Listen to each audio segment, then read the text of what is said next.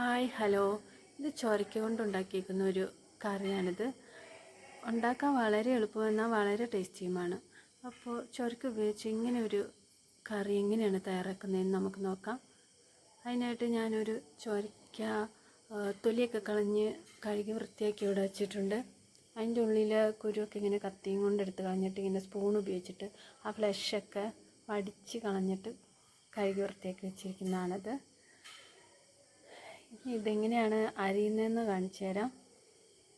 ഇതേപോലെ ഈ പടവലങ്ങയൊക്കെ അരിയണ പോലെ 1 ഇഞ്ച് നീളത്തിൽ ഇങ്ങനെ കട്ട് ചെയ്യുക.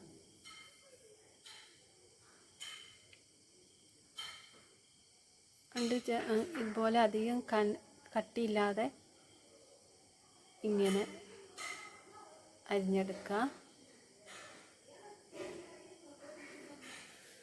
ഇപ്പോൾ ചൊരക്കയൊക്കെ നന്നായി അരിഞ്ഞെടുത്തിട്ടുണ്ട്. നമുക്കത് ഉണ്ടാക്കാൻ ആവശ്യമുള്ള സാധനങ്ങൾ എന്തൊക്കെയാണെന്നും കൂടെ നോക്കാം.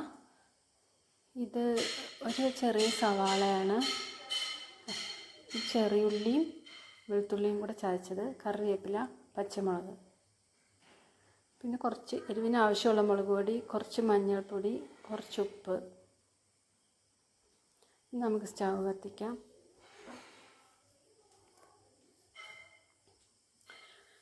പാത്രം അടുപ്പത്ത് വെച്ചിട്ടുണ്ട്. എണ്ണ ചൂടായിട്ട് എണ്ണ ഒഴിച്ച് കൊടുക്കുക.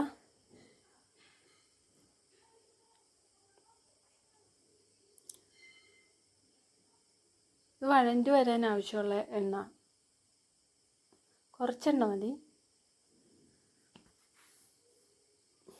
എണ്ണയൊക്കെ ചൂടായി വന്നിട്ടുണ്ട്. കടുകിടാം.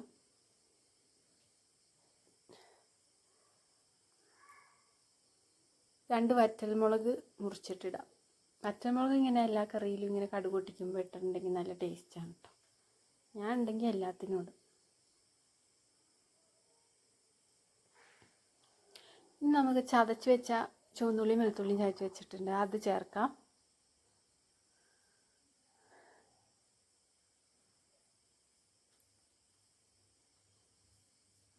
ഇപ്പം നന്നായിട്ടൊന്ന് മൂത്ത് വരട്ടെ. മൂത്ത് വന്നിട്ട് സവാള ചേർക്കാം.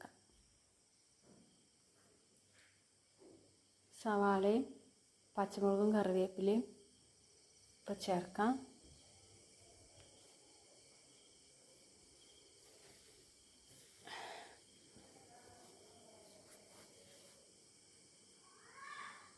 കുറച്ച് ഉപ്പ് കൂടി ചേർക്കാം, ആവശ്യത്തിനുള്ള ഉപ്പ്.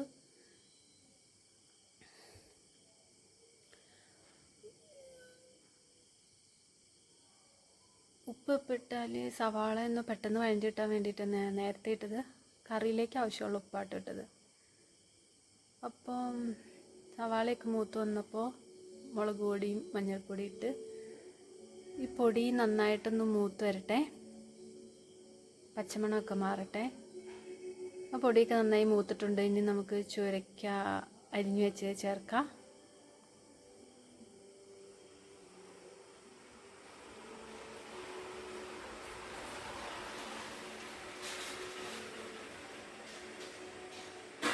ഇട്ട് കഴിഞ്ഞപ്പോൾ പാത്രം നിറഞ്ഞു. ഇത് വെന്ത് കഴിയുമ്പോഴത്തേക്കും അങ്ങ് ചുങ്ങിപ്പോവും കേട്ടോ. നന്നായിട്ട് മിക്സ് ചെയ്ത് കൊടുക്കാം. ഇതൊക്കെ നന്നായിട്ട് മിക്സായി വന്നിട്ടുണ്ട്. ഇനി ഇത് മൂടി വെച്ചിട്ട് സിമ്മിലിട്ട് വേവിക്കാം. ഇടയ്ക്കിടയ്ക്ക് തുറന്നിട്ട് ഇളക്കി കൊടുക്കണം കേട്ടോ. അപ്പോൾ നമുക്ക് തുറന്ന് നോക്കാം. ഞാൻ ഇടയ്ക്കിടയ്ക്ക് ഇളക്കി കൊടുക്കുന്നുണ്ടായിരുന്നു. അപ്പോൾ ഇതാ ചൊരക്കയൊക്കെ നന്നായിട്ട് വെന്ത് വന്നിട്ടുണ്ട്. ഇനി മൂടി വയ്ക്കാതെ ഇതിങ്ങനെ തുറന്ന് വെച്ചിട്ട് ഇളക്കി കൊടുത്തിട്ട് ഇങ്ങനെ നിരത്തിയിട്ടിട്ട് നമുക്ക് ആ ആവി വന്ന വെള്ളമൊക്കെ ഇല്ലേ, അതൊക്കെ ഒന്ന് വറ്റിപ്പോണ വരെ. അപ്പോൾ കറിക്ക് നല്ലൊരു ടേസ്റ്റും കൂടെ കൂടും. ഇങ്ങനെ ഇടയ്ക്കിടയ്ക്ക് ഇങ്ങനെ ഇളക്കി കൊടുക്കുക, ഒരു 3-4 വട്ടം. അപ്പോൾ നമ്മുടെ ചൊരക്ക വഴറ്റിയത് റെഡി ആയിട്ടുണ്ട്. നമുക്കതൊരു പാത്രത്തിലേക്ക് മാറ്റാം. അടിപൊളി ചൊരക്ക വഴറ്റിയത് റെഡി ആയിട്ടുണ്ട്. നിങ്ങൾ ഉണ്ടാക്കിയിട്ടുണ്ടോയെന്ന് എനിക്കറിയില്ല.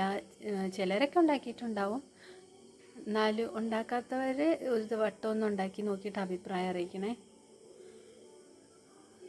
അപ്പോൾ പുതിയൊരു വീഡിയോയുമായി നമുക്ക് വീണ്ടും കാണാം. Okay, by.